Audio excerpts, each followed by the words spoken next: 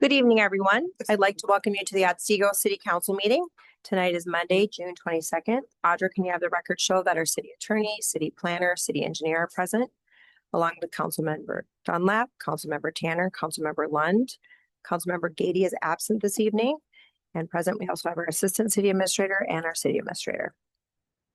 At this time, I'll ask you all to join us in the Pledge of Allegiance. I pledge allegiance to the flag of the United States of America and to the republic for which it stands, one nation, under God, indivisible, with liberty and justice for all. Thank you. Our first item of business this evening is our open forum. This is the portion of the meeting where you can come to the podium, state your name and address, and limit comments to 5 minutes or less. Would anyone like to speak at this time? Kathy Coles, 15613 90th Street Northeast. Here's this month's picture. Mayor, another citation has been sent.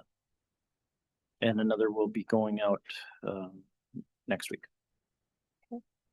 Have we gotten any response when the citations have been sent? I've asked for an update. I had been getting updates in the past, but I hadn't gotten a response to my last message. So. All right. Any other comments? Gabe Davis, a couple things. What's the city doing about all the obnoxious weeds growing, particular birdfoot, the yellow plant that's growing along all the roadways, sidewalks, walkways? It's highly invasive. I spent 4 hours spraying my ditches to kill it and my neighbor's property. What the thing does, it grows, it kills out your grass, and it produces a ton of seeds, and next year you're inundated with it. And what's the city doing about it? Is it spraying it? Is it going to get rid of it?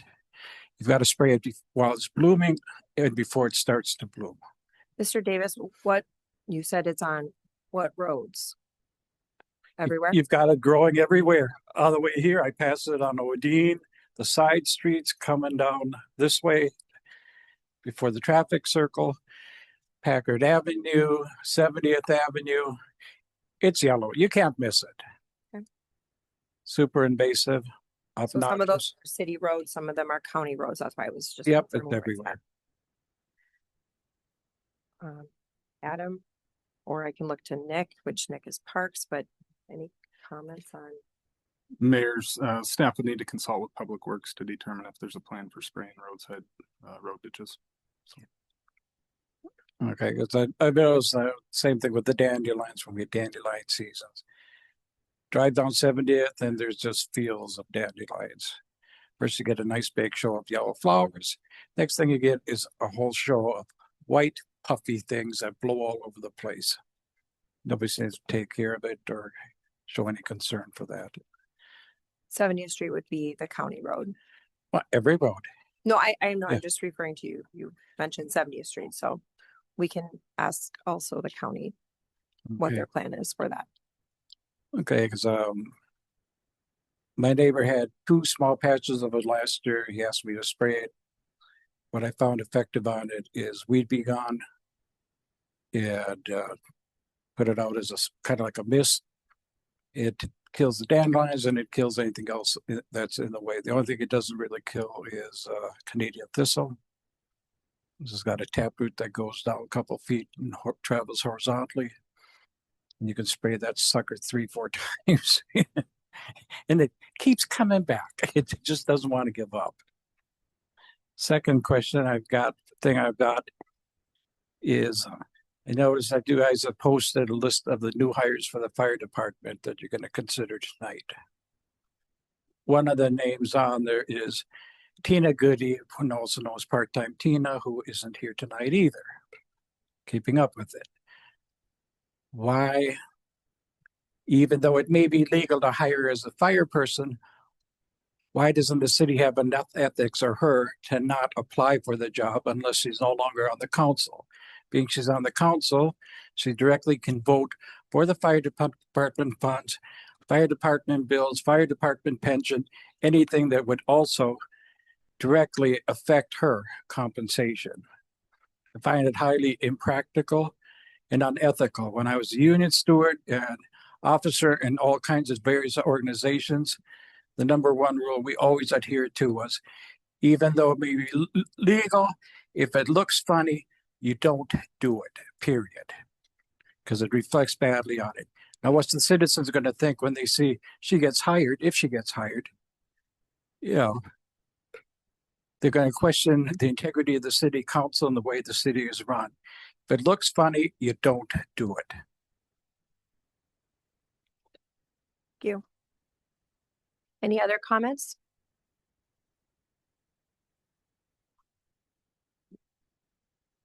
All right, we will close the open forum and move on to consider our agenda for approval.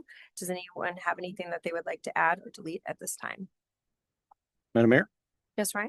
on the consent agenda, I would like to bring down item 3.3, 3.11, and 3.12. We can move those under item 5.1, starting with sub-bullet F and renumber them respectively. Okay. Anyone else have any changes? Madam Mayor, Yes, Ryan. I move to approve the agenda as amended. Is there a second? Second. Motion by Ryan, seconded by Corey. Is there any discussion? All those in favor signify by saying aye. Aye. All those opposed, same sign. Motion passes. Moving on to our consent agenda. A motion would be in order. Madam Mayor, Yes, Ryan. I move to approve the consent agenda as amended. Is there a second? Second. Motion by Ryan, seconded by Corey. Is there any discussion? All those in favor signify by saying aye. Aye. All those opposed, same sign. Motion passes. Moving on to item 4.1 is Zachman Meadows second edition. I will turn this over to our city planner. Thank you, Mayor.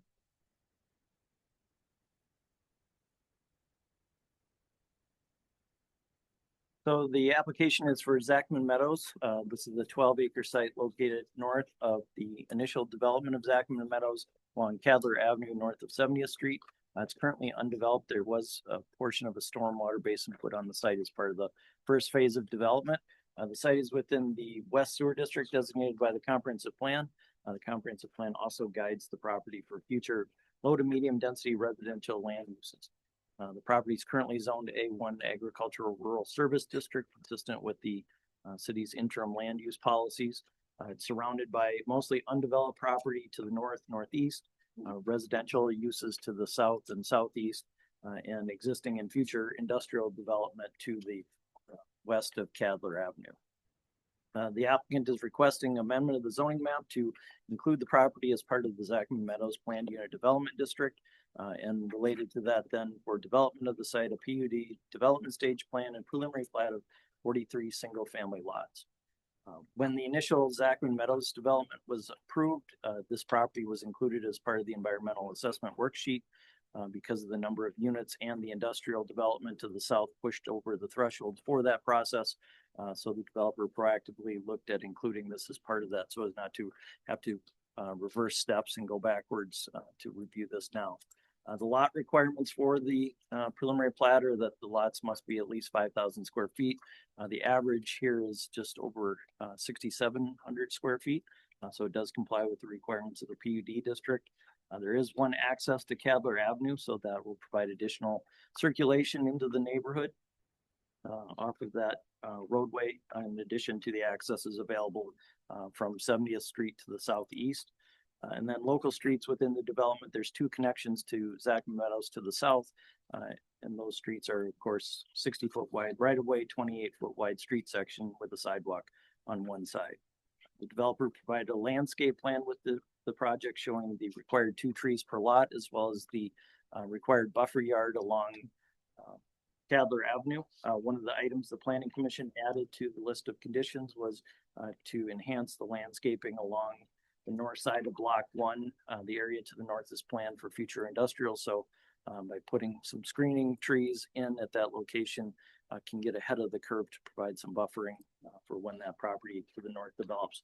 That property would also be able to be required to provide more extensive landscaping along the lines of what the city has looked at for other developments where they abut residential uses. The city engineer completed their review of the application related to stormwater management, utilities, and found that they comply with the requirements of the subdivision ordinance and engineering manual. There are easements provided over the perimeter of each lot and over any drainage areas within those lots as well.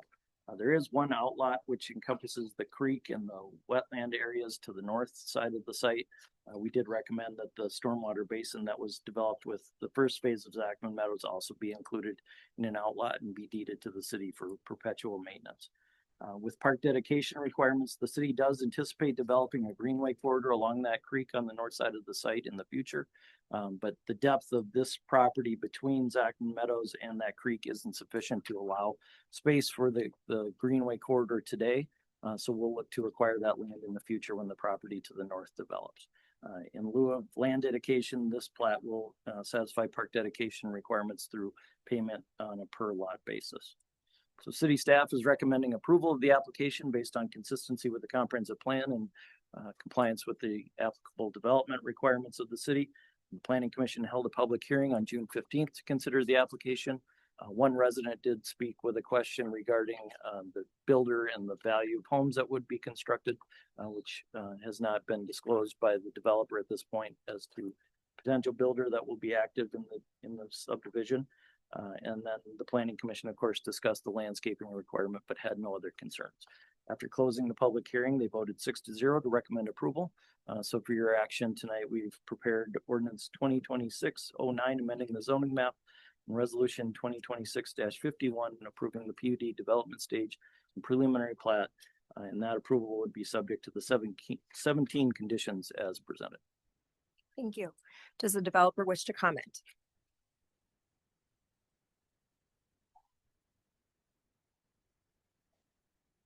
Good evening, Mayor, council members. My name is Kendra Lindahl with Landform, and I'm here tonight with the developer, Craig Delansky of Delansky Boyd LLC. We're here tonight to ask for approval, and while we believe that the Planning Commission's addition of the landscape requirements is unnecessary because of the code requirements for the industrial landscaping, we've spoken to the planner. We're comfortable with the conditions, and we're just here to answer any questions. All right. Yes, thank you, Madam Mayor. Thank you, council members. Thank you. All right. Also, any questions or comments for staff or for the developer? Madam Mayor, Yes, Ryan. I asked this at the Planning Commission, but would you mind explaining the setback of the 65 feet? Because it looks like there's plenty of space there. Yeah, Mayor. So the city has Cadler Avenue designated and it's been constructed as a industrial commercial collector street. City requires that roadway be within a 40-foot wide half right of way. The county has on their transportation plan that this could be a potential future county road extending between I-94 and the Mississippi River, County Road 39. Their requirement is 75 feet of right of way. So the city is requiring the developer to dedicate the additional 35 feet of right of way for the east half of the roadway in anticipation that that may occur in the future. City staff doesn't necessarily believe it will happen in the future any longer.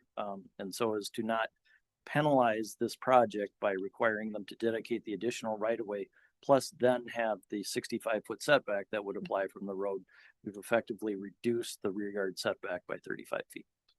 So the separation from the roadway itself is actually the same as what it would have been if there was a 65-foot setback. It's just taken up by additional right of way at this point. Okay. Yeah, thank you. Any other questions or comments? All right, and we have two motions in front of us. Madam Mayor, Yes, Ryan. I move to adopt ordinance 2026-09, amending the zoning map and adopt resolution 2026-51, adopting findings of fact and approving a PUD development stage plan and preliminary plat for Zachman Meadows second edition, subject to the conditions as stated. Second. Motion by Ryan, seconded by Michelle. Is there any discussion? All those in favor signify by saying aye. Aye. Aye. All those opposed, same sign. Motion passes.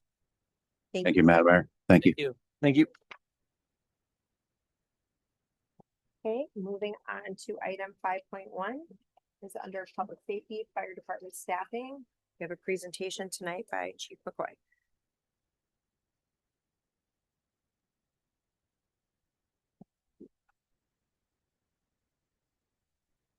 Honorable Mayor and Council, thanks for having me tonight. Before you is a series of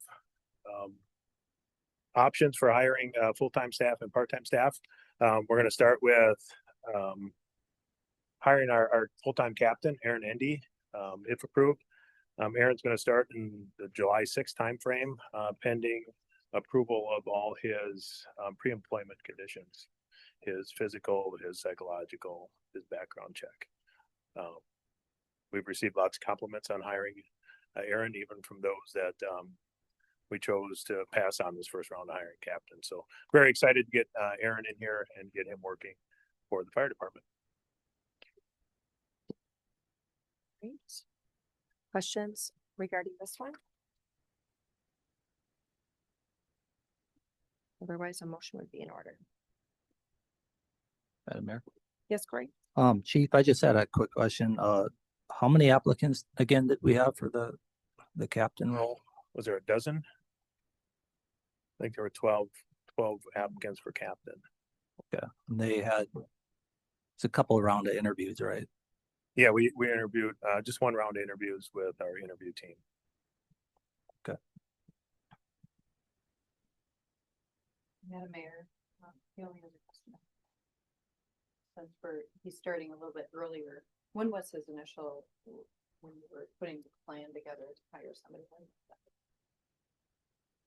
Mayor, Council, in the budget for 2026, under previous Director Roush's plan, the hiring of this position would have occurred sometime this fall, October, November timeline. At a meeting in February, Interim Chief Scott did introduce a revised hiring timeline to the council. You talked through that. We did show you budget impacts for going over by moving these hirings up. But again, that was discussed at the February council meeting. Great, thank you.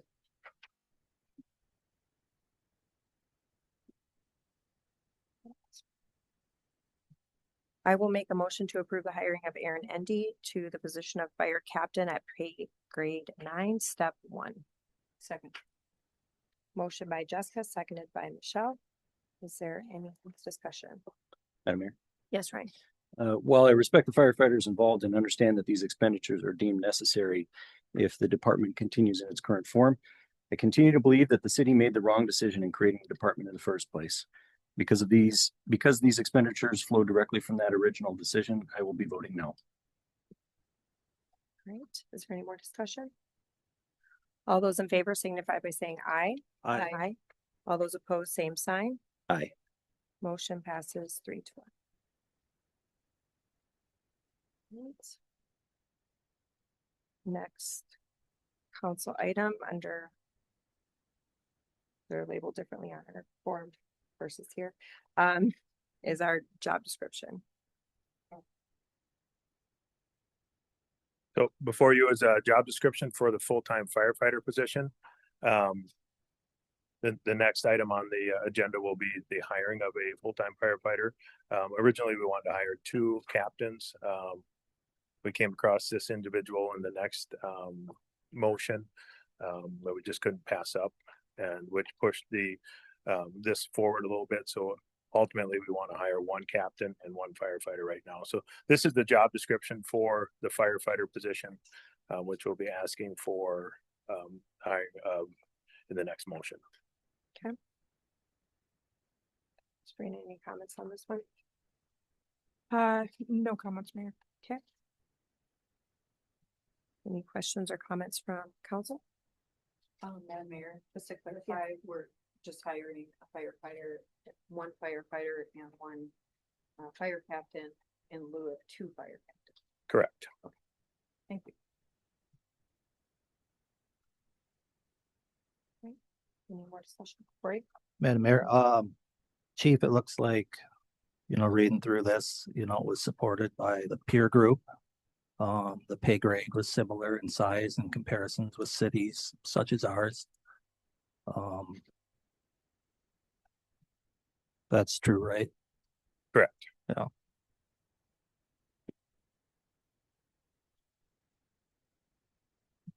Any other questions or comments? Do we have a candidate in mind right now? The way it sounds? Yes, he'll be the next motion. Okay, okay. Corey, With that, Madam Mayor, I'll make a motion to approve the full-time firefighter job description. Second. motion by Corey, seconded by Michelle. Is there any discussion? Madam Mayor, Yes, Ryan. for the reasons previously stated on the record, I will be voting no. Any more discussion? All those in favor signify by saying aye. Aye. Aye. All those opposed, same sign. Aye. Motion passes 3-1. Next item is to consider approval of hiring of our full-time firefighter position. Chief McCoy. So Mr. Carlson interviewed for fire captain. We see great potential in Mr. Carlson. He's coming to us from Monticello. Aaron's also a local individual. We'd like the opportunity to mentor Grant a little bit before fall, get started here. We just feel we couldn't pass up. That's why we are not hiring a second captain, but we're hiring Grant instead as a firefighter. Extremely talented, as is Aaron, and we think we're getting the best of the best with these two hires. Any comments? Otherwise, a motion would be in order. Madam Mayor, Yes. I'd like to motion to approve the hiring of Grant Carlson for the position of full-time firefighter at pay grade 7, step 1. Second. Motion by Michelle, seconded by Corey. Is there any discussion? Madam Mayor, Yes. for the reasons previously stated on the record, I will be voting no. All those in favor signify by saying aye. Aye. Aye. All those opposed, same sign. Aye. Motion passes 3-1. Moving on to consider approval of hiring of our part-time fire cadet positions. So the last motion for hiring, I believe there's 22 candidates on there for the part-time position. Just met with our training provider today. We're still on track if all of our pre-employment comes back to start on July 13th with the training of the individuals that are not trained already. So far, we've had 99, I believe it is, candidates for this position. Our focus when we interviewed was to get local individuals that reside in the city of Otsego. We continue to get inside and outside, meaning outside the city and inside the city candidates applying. They're not coming in as fast and furious as they were, but they're still coming in. So super exciting. Back to my interview, the biggest thing I was worried about was finding individuals within the city that wanted to do this. And I am ecstatic at the support for the fire department from everybody that's applied. So before you use that list that we're putting forward. All right, any questions or comments? I was going to say, Chief McCoy, I'm impressed. In your memo, it says 98 total applications, but it's great to hear that we had 99. I appreciate that we had residents willing to step up and serve our community. Yeah, it's been overwhelming. I mean, it's great. So. All right, any questions or comments? Corey? Madam Mayor, Chief, I'd called interim Chief Mike Scott today and asked him some questions about this, and I was just curious, kind of to the comment and open forum, what are the expectations or background that a person must have to apply for this position? So there were no requirements when we took applications for part-time firefighter. Like I said, we focused on trying to hire people. I think we have one that's coming from Elk River. Everybody else is from the city of Otsego. So our focus was to get community members, community support. So your neighbor's a firefighter. But everybody that was interviewed got the same interview questions. Nobody got any special treatment. Everything was even across the board as far as the interview goes, and the application process was the application process. So Anybody, literally anybody could apply. Okay. So, Madam Mayor, just to clarify, you guys are picking the best 22 candidates out of the 99. The ones we feel will work the best. Madam Mayor, Mhm. another question that I have, Mhm. actually more of a confirmation statement. I guess, my understanding is if any council member has some sort of personal investment in anything that is brought to council for decision, that person is required to recuse themselves. Is that correct? In turn to the attorney for that question. Yes, so it has to do with, the level of personal involvement or benefit in question. A council member simply serving on the fire department is not a conflict of interest. If there was a particular issue that came before the council where their vote could potentially personally benefit them, then I would advise them to recuse themselves on that vote. Great. Thank you.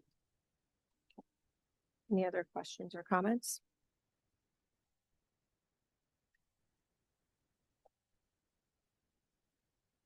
And the motion would be in order. Madam Mayor, I'd Yes, like to Michelle. make a motion to approve the hiring of 22 part-time firefighter candidates presented above at an hourly rate of $16 per hour. Is there a second? Second. Motion by Michelle, seconded by Corey. Is there any discussion? Madam Mayor, Yes, Ryan. over the past few years, this council decided to create a municipal fire department. Tens of millions of taxpayer dollars have been committed to that effort. The department was established under a framework that blocked residents from voting on the expenditure, despite significant public concern about its necessity, costs, and long-term financial impact. Now, after participating in creating, funding, and expanding that department through a process that excluded the public, a member of this governing body has accepted a paid position within the very organization they helped create. I'm not here to argue whether this arrangement is legal. It may satisfy Minnesota state law's technical requirements. But if the standard for ethical government is just avoiding a statutory violation, then our standards are far too low. The real issue is trust.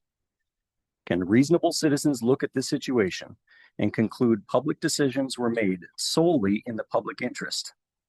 Can residents believe there is no personal interest involved when an elected official votes to create an entity, structures financing to shield it from public vote, and later joins its payroll? Can those citizens be faulted for questioning whether the opportunity existed because of the official's authority to create it? These questions arise naturally because the situation itself invites them. Public officials have an absolute duty to avoid not only actual conflicts of interest, but the appearance of impropriety that erodes public confidence in government. When an elected official moves from overseeing an organization to personally benefiting from it, the boundary between public service and private gain disappears. You can't sit on both sides of the ledger. You can't be the architect of a public program and then become its paid beneficiary. This decision reinforces deep concerns many residents already have about the fire department. Those who watch this department get pushed forward without public input will now see what appears to be a governing body rewarding its own with opportunities generated through its own votes. Perception matters because public trust is the fuel for legitimate governance. Government can't function effectively when citizens wonder whether a vote was cast for the community's good or as an investment in a future job. The public demands more than a defense rooted in technical legality. They expect conduct that's beyond reproach and a council that respects both their financial contributions and their right to self-governance. Tonight, I hope this council reflects not only on what is being permitted, but on what's worthy of the trust placed in us by the people we serve. Thank you. Ryan, my comment will be that this position is $16 per hour. We have somebody willing to step up to continue to serve is the email that we all received. And you all read it. And any one of us could have stepped up to continue to serve or could have at any time stepped up to be a firefighter. And none of us did. So that's my comment on that. Madam Mayor, I'd like to make another comment. Yes, Michelle. I'm curious to know if anybody on this council would be willing to put their life on the line for $16 an hour. I mean, I would. Good point. Any other comments? Madam Mayor, Dave, would any part of this, I think, you just kind of spoke to it, but maybe could just reiterate, is anything about this unethical in your opinion? Well, yeah, so I can speak to, there's a statute that says particularly mayors are not barred from serving on a fire department. It doesn't address other council members, but there's a lot of case law in Minnesota and attorney general opinions indicating that it is not a per se conflict of interest for a council member to simply serve on a fire department. It has to do with, like, if they're up for some kind of promotion and they vote on that, that'd be a clear conflict of interest. It has to do with their personal stake in the issue before the council. So if any council member were serving on a fire department and were on the council when an issue came up before the council that could personally benefit them, I would advise them to recuse themselves and not vote on that issue. Sure. And Chief, Mike was saying that, in other communities, this might be phrased a little bit different what the job title is, but it's paid on call. So it's not full-time. And, would this really start the job duty until next year, or would there be training involved? So as I stated, training is going to start on July 13th. Okay. If all goes well, so we get everybody wrapped up in their pre-employment. So the training will happen between now and the end of the year. And then the calls will start on January 1st. Sure. And by that time, Councilmember Gady would not be in office anymore. Have you had in your history, your career, of any other council members who've ever served?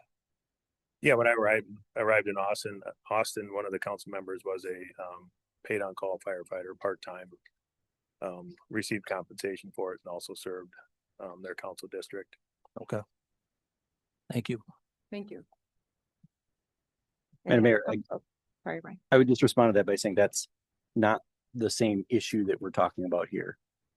I understand in other communities, they have council members that serve as part-time firefighters on their fire department. And I think that is admirable. This situation is completely different.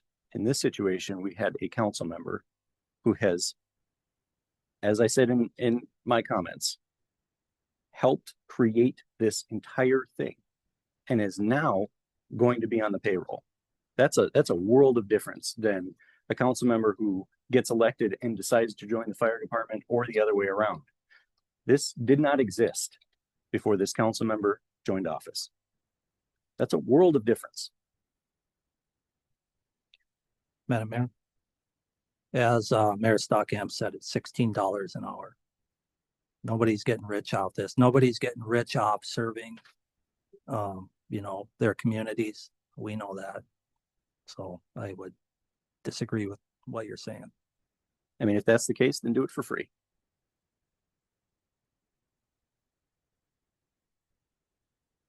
Any other comments?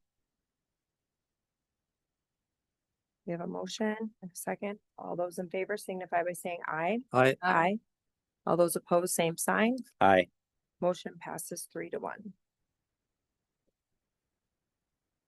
All right, Ryan, you pulled down item 3.3 under, which is now F. Following along, right? Thank you, Madam Mayor. I oppose this action because our city is able to receive excellent service from our existing contract providers at a price point that is cost efficient for the taxpayer.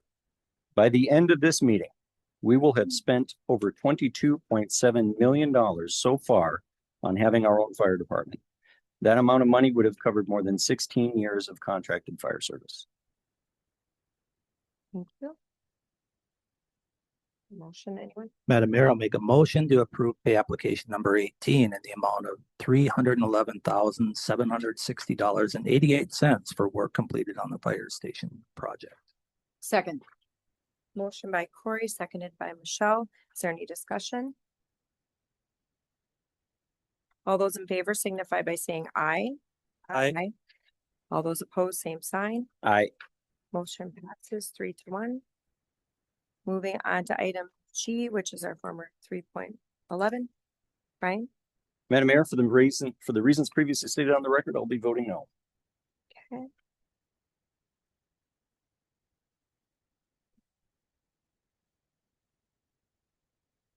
I don't have their 3.1. You get mixed up. Which one are we on?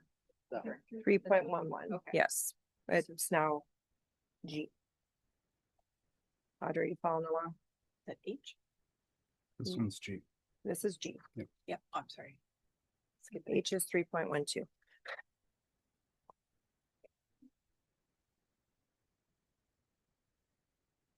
This is for the radios and equipment. Oh, okay. Yeah, right? Okay. We could have just named it like a different number.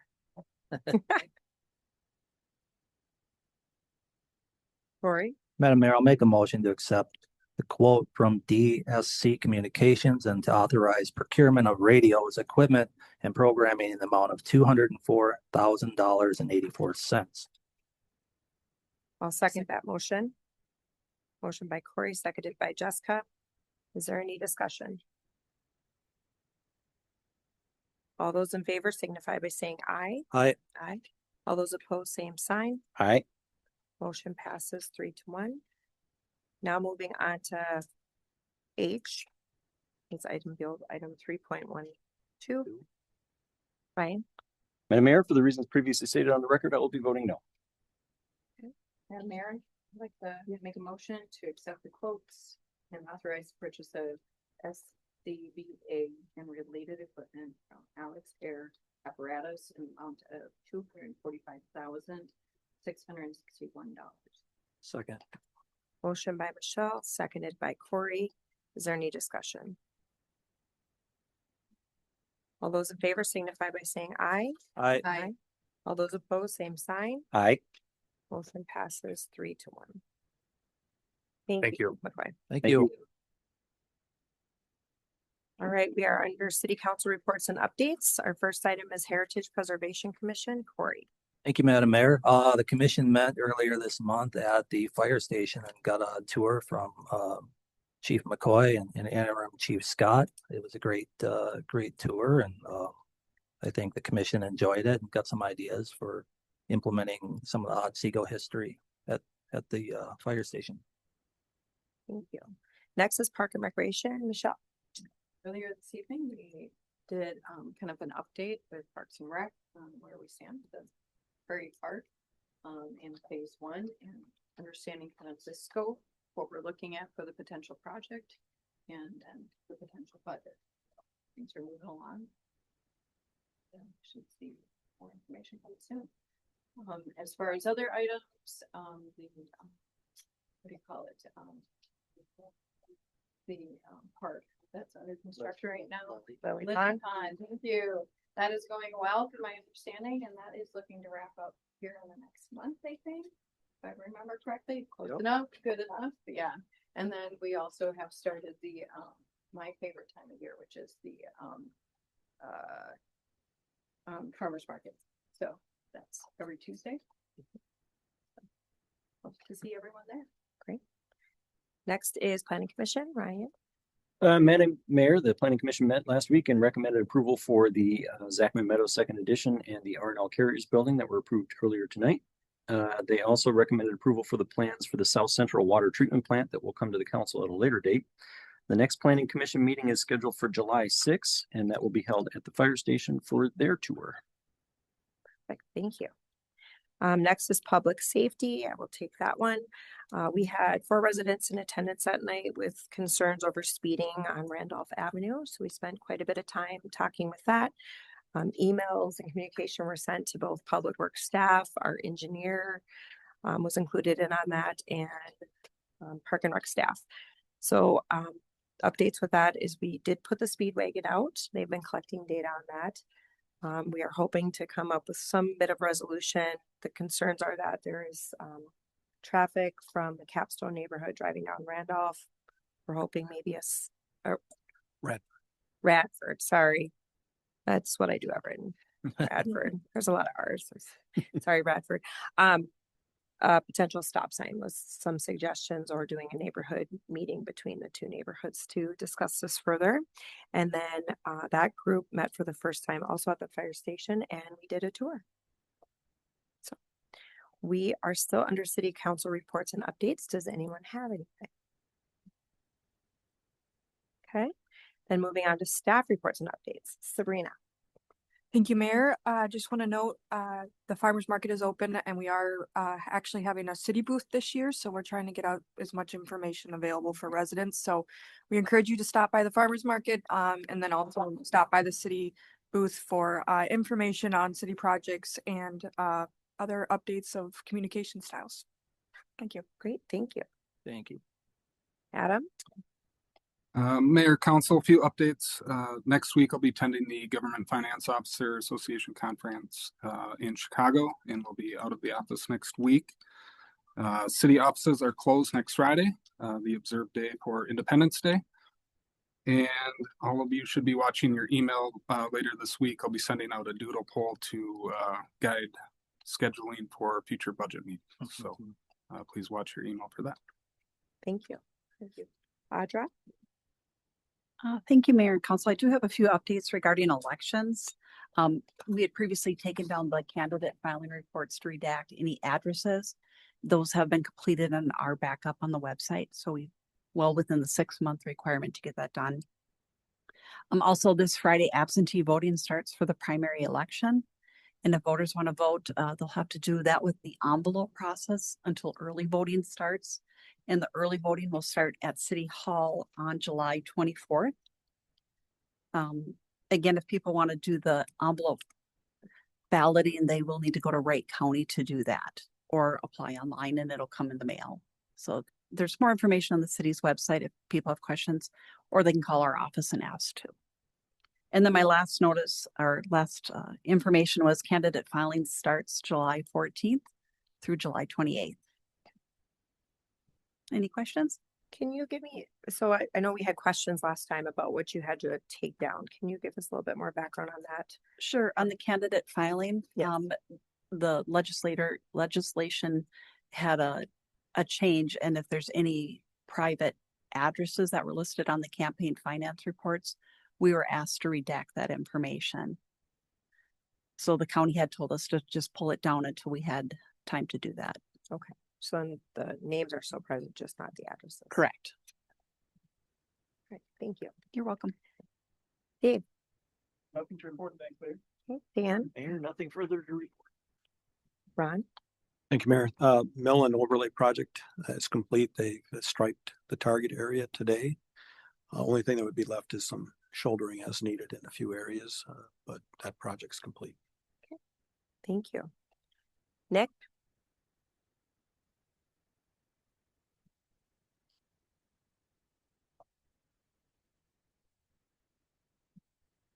Good evening, Madam Mayor and Council. Good to see you again after our 5:30 discussion. Just wanted to kind of update everyone and thank our residents for their great support in our community engagement efforts. Obviously, we got our Touch a Truck event that many people attended, came out and voiced their opinions on what features and amenities they'd like to see in the potential Prairie Park Phase 1 project. So we appreciate their feedback at the in-person event, as well as the 429 responses received in our online survey, which was open the month of May. So fantastic efforts by our residents to voice what they would like to see in this potential project. Tonight, we had an overview of 2 concepts that were presented to the Park and Rec Commission last week. So there was a concept A, concept B last week. We narrowed that down to a preferred concept, which is presented to council tonight for an update.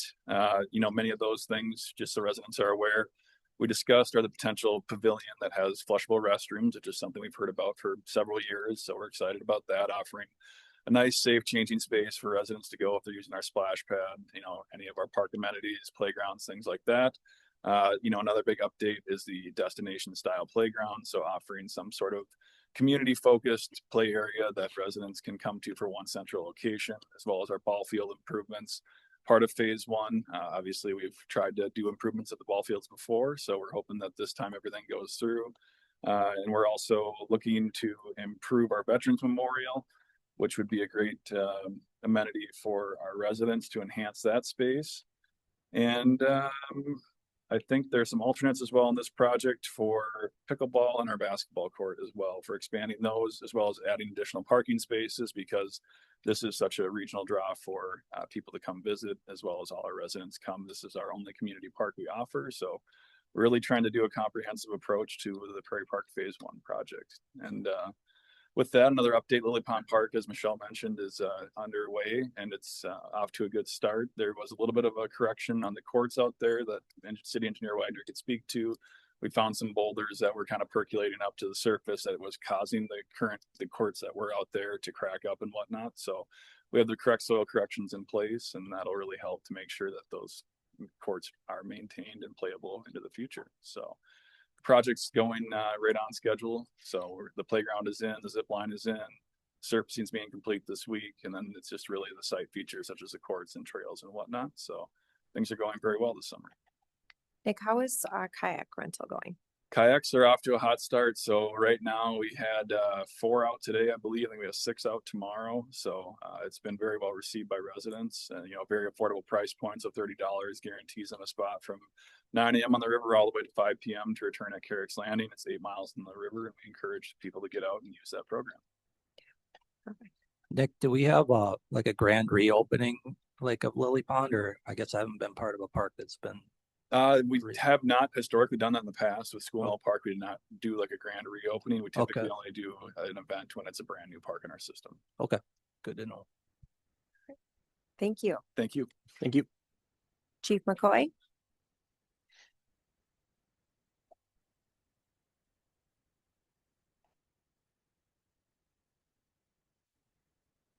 Just a couple of minor updates. Trying to get Marshall Smith started next Monday. He's working through some of the items in his contract. So hopefully we can make that happen. And our apparatus arrived in Apple Valley last week, late this afternoon. They started working on them, so they'll be working on them hot and heavy again tomorrow morning. So both the ladder truck and the engine are sitting in Apple Valley, and hopefully in our station soon.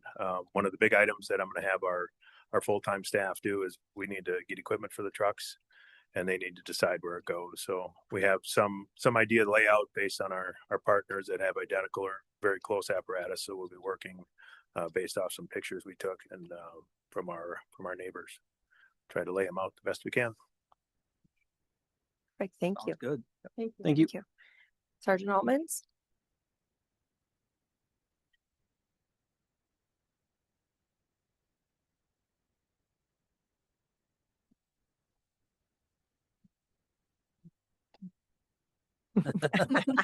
Nick didn't have it quite right for me. Well, we're talking about Lily Pond Park. That'll be kind of interesting, the timing on that.